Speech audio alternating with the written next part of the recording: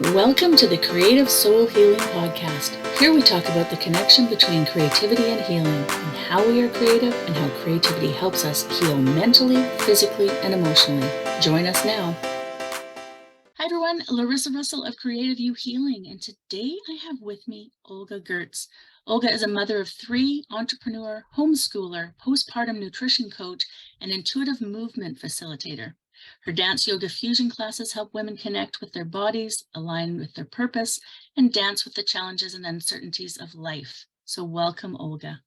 Thank you so much for having me, Larissa. I'm so happy to be here. Well, I'm excited to have you. Let's start with you sharing a little bit about yourself and how you've gotten to where you are now. Absolutely. I would say what got me on this path is definitely motherhood. I had my first kid, my son, and I really felt so much weakness, I lost my energy, my power. I felt really like I wanted to get back in touch with my body more. So that got me into doing my yoga teacher training, and I dove pretty deeply into yoga and having that practice in my life more consistently and teaching it in my home mini studio that I have. Eventually, the pandemic happened, and then during the pandemic, I actually had my twin girls.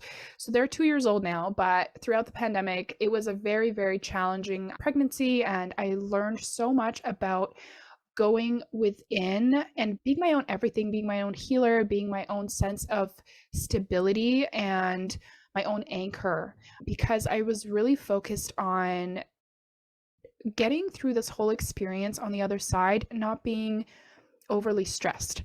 In the middle of my pregnancy, I found out that one of my daughters had a congenital heart issue, and we didn't really know if she's going to make it through the pregnancy. And so it definitely threw me for a massive stress and spiral. And so that's where I really had to use every tool in the book, everything I had in me, and all my yogic and breath work and meditation in order to really move through that in a way that felt good for me and felt healthy.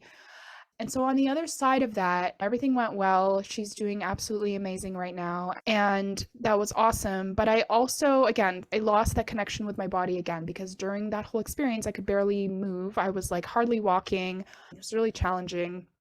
Just this whole period of getting back into my body. What does that look like now for me? It's going to look very different, right? I have to take it easy. I have to take it slow. And dance have always been very important to me in my life.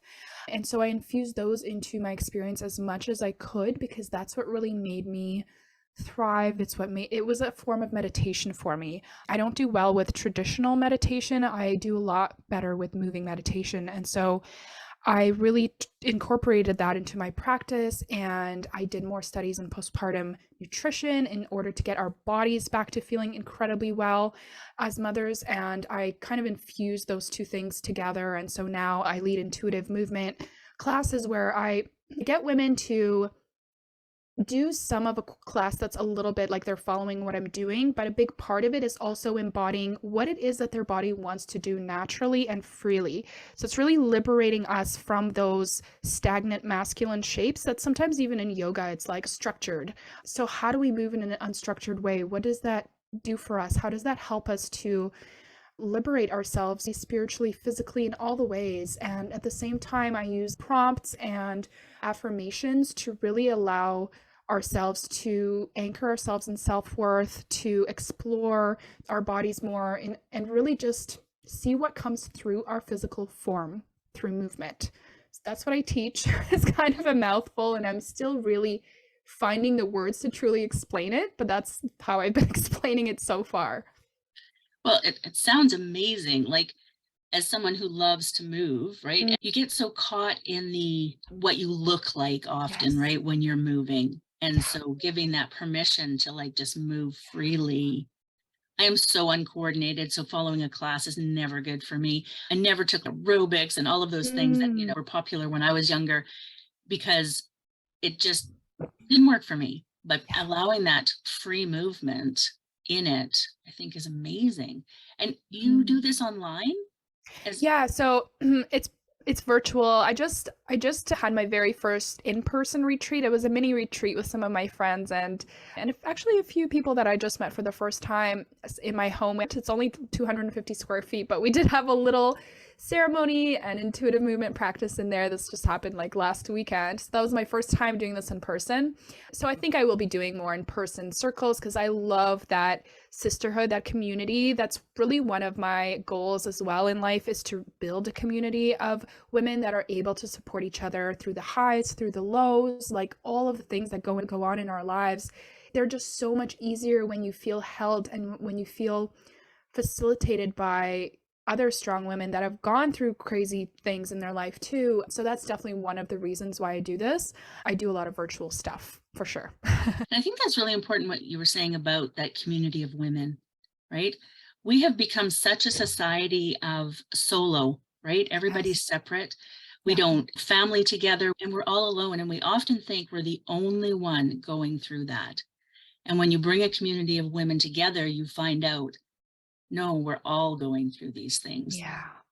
Yeah. And so, Absolutely. what are some of the experience? And I'm not asking about specific stories, but like when you bring Mm. women together, either online or in person, what are some of those sort of like shared experiences that come out of it? I don't know how you feel about the last 3 years, but I feel there's been a lot of sort of like division and a lot of segmentation. And this is a way of really working through that and then bringing us together again from all wakes of life. A lot of women feel isolated. I live in the country myself, so I'm definitely one of those women. I have 3 kids and I'm far away from the city, so I have to work pretty hard to be around other women. And so, yeah, that sense of isolation. There's always relationship things that come up. We're always questioning whether we are doing the right thing in our relationship and whether we're doing the right thing for our kids and in our families, and whether we're supporting people too much or whether we're putting enough boundaries up against things and experiences in our life that maybe are challenging us.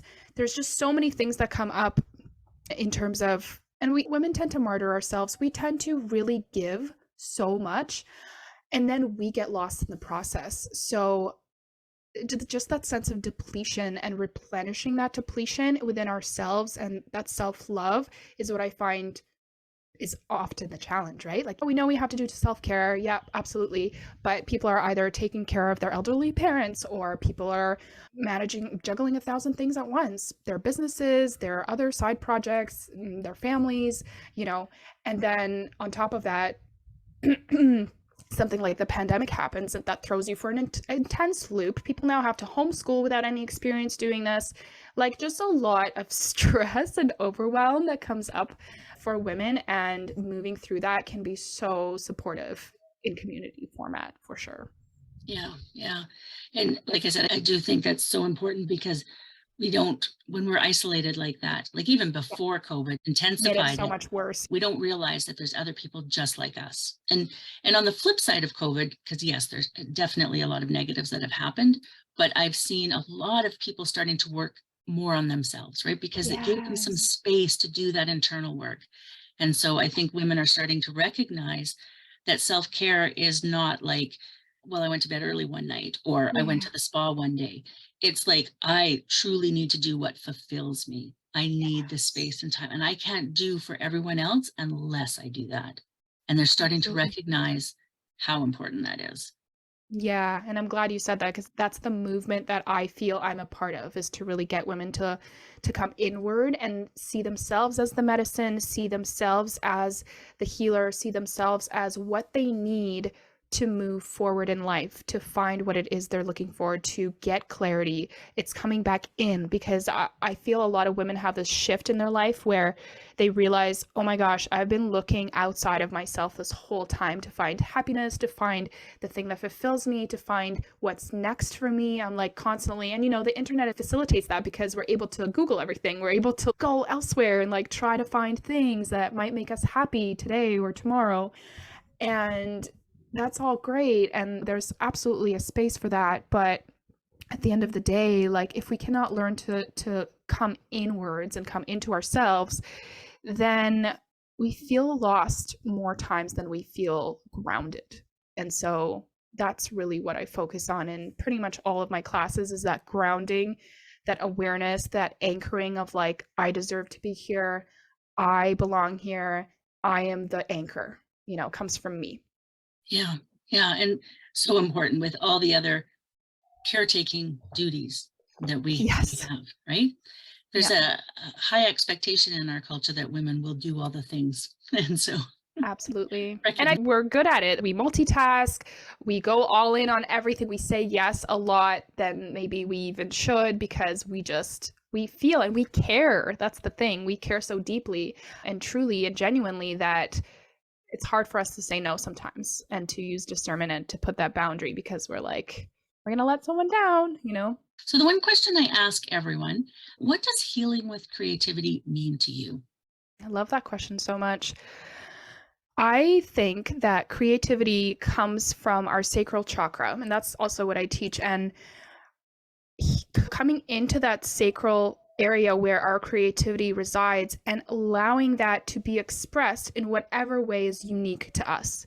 I believe that we all have our own unique way of expressing our creativity. That is for you, right? Whether it's painting, whether it's singing, whether it's vocalizing, dancing, pottery, really everyone has their unique something, their unique medicine to share with others. And when we tap into that creative zone, it puts us into a flow.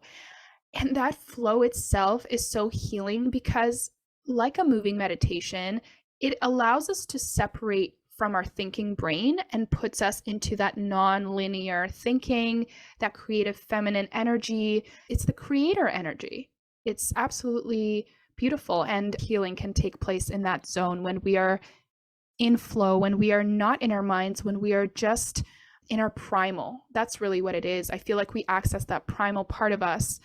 There's a reason why there were always, even back in the Neanderthal times, there was paintings on caves. People always wanted to express their surroundings, their interpretation of what they're seeing and experiencing. There's just a huge importance in creativity. And I think it's so sad because in our society, it's the number one thing where as soon as the funding for something goes down in a school or a community, they cut funding to creative arts and they cut funding to music and these things, because I feel the value has diminished in our society for creative expression. And I think now is the time to bring that back and to really show people that, yes, this is a mode of healing. There's a reason why there's all of these different creative forms of healing that pop up all over the place, whether it's through movement or painting or anything like that. And so I myself, although my creative expression is through dance, I am so now intrigued by doing dance. I want to do more painting, more vocalizing. That's not something that was ever kind of in my head. No one really told me this is an option for you to explore. This would be really cool. Everything in my university time and in my learning time was so focused on academia and on what's going to make you money that I feel sad that I haven't explored that until I'm in my 30s now. But I'm excited for the possibilities. I do feel like it's so healing. Yeah. And it's interesting what you said about university, and we go into these things in school based on what we're going to make at the end, not even necessarily what we love, what is the life we're going to have. And we're finding that more and more, that's not even working out that way, right? You get this degree and you end up going, either the jobs aren't there, or I just can't do this. I don't want to do this for the rest of my life. We're really doing a disservice by removing creativity from the younger years, because it's so important to allow people to express, and then they know what they're passionate about and they can move into what they're passionate about. And maybe that is in a university program, but maybe it's not, and being open to that. I think we're really stepping into that time in our life where a university degree doesn't really mean what it used to. And so in a way that is a little bit liberating, because it is allowing people to go after what they truly desire and what they've always wanted. Because if you can figure out online marketing, then you can make money off of anything, really. You can really use your passion and you can put it online and you can help other people do it. I'm seeing women teach other people how to paint and do dance therapy in their own unique way or do these things virtually. And now we can access people from all over the world. It really is this kind of liberated awakening that I feel like the pandemic, I would say that's one of the positive things that came out of it, is this embracing of sacred technology to actually live our purpose, so to speak.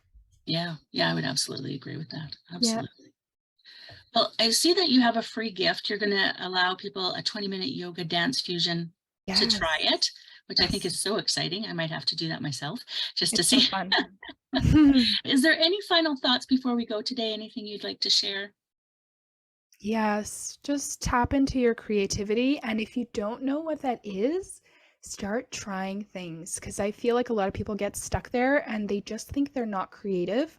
I have to tell you, I used to think that. Well, I'm not that creative. I didn't think of myself as an artist and I didn't go to an art school, and my parents weren't really highlighting that in me. They weren't saying, "Oh, wow, you're really great at dance. We should put you in more dance." So I just thought I wasn't creative. But then I just realized what that was because I started doing the things again. I started dancing again. I started moving again. And so if you feel like you're not sure what that is for you, or if you're really well versed in one mode of creativity, I would actually encourage you to get a tiny bit uncomfortable and try something different and see if you might like that too. Because I feel like some of us are very creative and we know what we're good at, and maybe we're really good at painting, but hey, maybe there's something else you might really enjoy that you haven't tried yet. I love the idea of getting uncomfortable because that's how we move Yeah, forward, right? Just get that's a how little growth bit happens. uncomfortable and sit with that uncomfort and then just keep moving forward. Try new things. I love that. Well, thank you so much for being here today. I appreciate it so much. Thanks for having me. You're welcome. To our listeners, we will see you again next time. And in the meantime, I wish for you amazingly creative days.